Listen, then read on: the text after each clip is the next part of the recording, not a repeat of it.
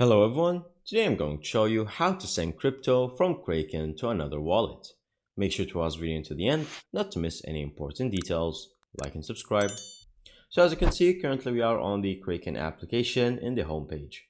Now, all you have to do is click on the bottom right section where it says the Kraken. And this is going to be their separate application where you can send money anywhere instantly from and to your wallet address with any cryptocurrency. So simply click on Checkout Crack and it will send you to either the Google Play or the App Store link where you're going to have to download it and then log in to the same account that you have logged in with your Kraken account. Now that we are here in the main page, as you can see, if you scroll to the right, you'll see that the Kraken balance is right there, which will show any cash or cryptocurrencies that you own. Then from here, you're going to click on the plus sign in the middle, and then from here, you're going to click on the button that says Withdraw. Then from here, going to click on Withdraw Crypto. And then from here, once you make a deposit, it will ask you to enter the address of the other wallet, which is going to look something like this.